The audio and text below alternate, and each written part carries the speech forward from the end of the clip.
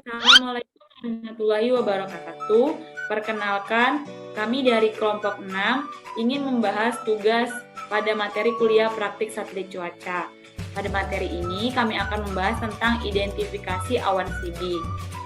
Dengan kasus yang akan kami bahas yaitu banjir luapan yang merendam puluhan rumah di Aceh Selatan. Kejadian ini terjadi tepatnya di Gampong Aron Tunggal, Kecamatan Mekek, Kabupaten Aceh Selatan, Banda Aceh, dan terjadi pada Jumat sore tanggal 21 Agustus 2020. Dikabarkan ketinggian air banjir di sana itu mencapai setengah meter, dan banjir luapan ini terjadi akibat hujan deras yang mengakibatkan air sungai meluap ke rumah-rumah penduduk setempat. Oleh karena itu, pada pembahasan kali ini kami akan menganalisis sesuai data-data yang kami telah kumpulkan. Untuk itu akan dijelaskan oleh teman saya bernama Faisal.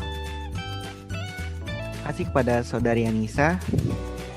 Lanjut, kita akan menganalisis menggunakan metode subjektif. Yang pertama, kita menggunakan kanal IR. Terdapat awan konvektif di tenggara lokasi kejadian pada pukul 10.00 UTC atau 17.00 WIB. Pada pukul 10.40, awan CB mulai terlihat di Aceh Selatan bagian barat, lalu meluas hingga pada pukul 12.40 UTC. Lalu pada pukul 13.10 UTC, awan tersebut mulai punah. Next. Berikut merupakan hasil olah data menggunakan kanal visible. Untuk fase punah sendiri tidak ditampilkan dikarenakan satelit visible tersebut sudah tidak dapat memantau awan-awan konvektif. Oke, next. Untuk ini adalah hasil olah data menggunakan kanal WiFi, yaitu untuk mengetahui kandungan uap air. Pada pukul 10.00 UTC, awan CB tidak terlalu signifikan terlihat. Lalu pada pukul 11.00 UTC, kandungan uap air mulai terlihat hingga meluas pada pukul 12.40 UTC.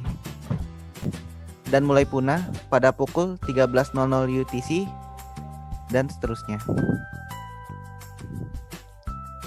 Berikut merupakan animasi pergerakan awan kanal WiFi.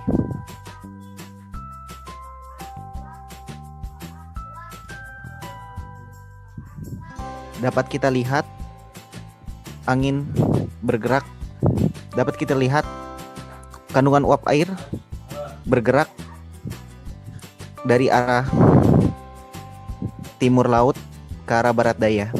Next.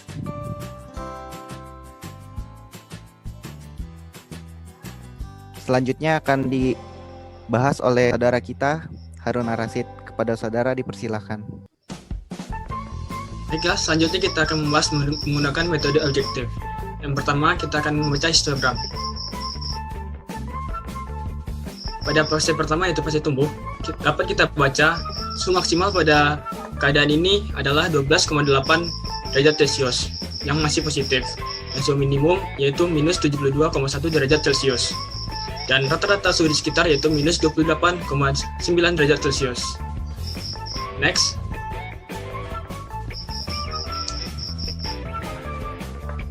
Selanjutnya yaitu kita masuk ke fase dewasa. Pada fase ini suhu maksimum tercatat minus 25,7 derajat Celcius, dan suhu minimum sudah tercatat minus 76,8 derajat Celcius, dan rata-rata suhu di sekitar yaitu minus 62,8 derajat Celcius. Next. Dan terakhir, di fase punah, suhu maksimum sudah kembali positif, tercatat 9,5 derajat Celcius, dan suhu minimum masih negatif dengan minus 30,9 derajat Celcius, dan rata-rata suhu di sekitar yaitu minus 4,4 derajat Celcius. Next. Selanjutnya kita akan menganalisis time series. Pada gambar tersebut kita dapat lihat Awan tumbuh pada jam 8.30 UTC sampai di fase matang pada pukul 9 UTC. Ditandai dengan adanya penurunan suhu, puncak awan yang cukup signifikan, mengakibatkan adanya updraft yang sangat kuat untuk pembentukan awan konvektif. Selanjutnya akan ada pembahasan lanjutan dari teman saya, Iko. Pembahasan selanjutnya yaitu dari grafik CAP atau Convective Available Potential Energy. Pada grafik berikut, terlihat bahwa terjadi peningkatan yang signifikan mulai pukul 5 UTC hingga pukul 8 UTC. Kenaikan nilai cap Kp ini menandakan semakin besar energi yang ada untuk mengangkat parsel udara yang akhirnya menyebabkan konveksi semakin kuat. Pada grafik terlihat nilai cap Kp maksimum senilai lebih dari 1.600 Joule per kilogram yang termasuk kategori badai sedang pukul 8 UTC atau 15 waktu Indonesia Barat. Selanjutnya, analisis angin 850 mbar. Pada gambar di samping, terlihat wilayah Indonesia umumnya didominasi oleh angin timuran, kecuali Sumatera bagian utara. Hal ini menyebabkan wilayah Sumatera bagian utara didominasi oleh angin baratan yang banyak uap air.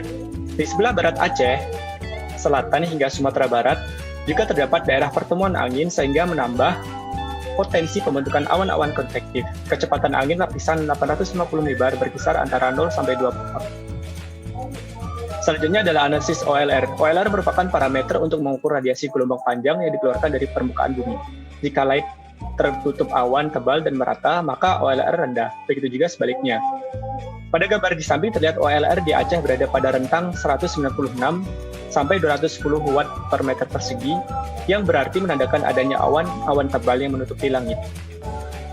Selanjutnya kesimpulan akan dijelaskan oleh saudara Anissa. Oke, dari penjelasan tadi kita dapat menyimpulkan bahwa sebenarnya ada perbedaan nih antara beberapa data. Yang paling menonjol itu antara data CAP dan data time series. Itu di data CAP itu menunjukkan bahwa signifikan terjadi peningkatan CAP itu signifikan terjadi pada pukul 8 UTC dan menandakan adanya pengangkatan parsel. Dan jika dilihat dalam grafik time series pada pukul 8 UTC itu suhu puncak awan itu baru nilainya itu kurang dari minus 20, dan berlanjut juga saat di puncak suhu terendah nilai CAP itu lebih dari 400 Joule per kilo yang menandakan sudah tidak terjadi lagi pengangkatan parsel udara dan awan